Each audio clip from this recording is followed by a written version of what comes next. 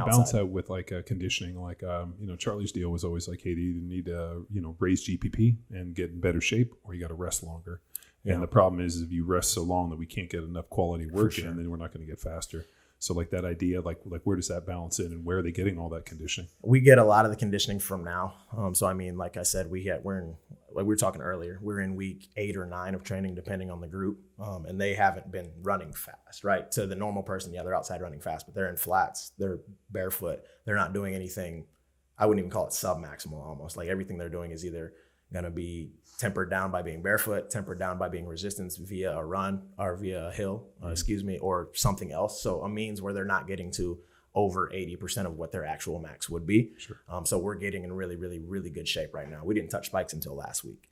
So they'd had 2 months of actual work, not including the 3 weeks they had with me. So we've been building that engine for quite some time. And then we'll start to kind of build the speed aspect. And that's a foot health piece. Absolutely. And just trying to strengthen the feet, which become your conduit for everything else. Absolutely. Yeah, we do 6 weeks of warm-ups barefoot before anything Weak else. feet don't run fast. Absolutely not. Yeah. Absolutely not. I can't remember. It was one of my first years coaching. I went up to Canada and I met this, he's a beast, Dr. Tien Dentang. He was the physio / chiro for the Jamaican team. So he worked with Bolt back in the day, all those guys. He actually played for the Steelers for 5 or 6 years. Like he's a dude, like super smart. I had something going on with me, and then he started talking to me about the feet, and this was probably my first year coaching, or maybe my first year. I might have just finished my collegiate running. And I was like, holy cow, the body's connected like what? Like this is connected like how? I was like, I didn't understand all these different things. We started talking about the short foot and all these other things, and I'm like, whoa, I gotta do a deep dive into the body a little bit more. Just figuring out like what's actually connected to what, and figuring out how this can change this and that can change that.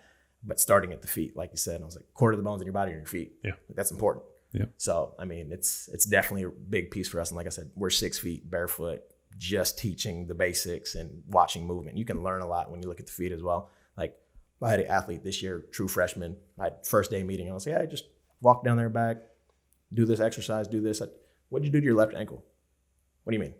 I'm like, just looking at your gait, left ankle's off a little bit. He's like, oh, I had a really bad roll, but that was like 3 years ago. I was like, okay, that's fine. We can just work on that. He's like, how can you tell? I was like, took a video, showed him.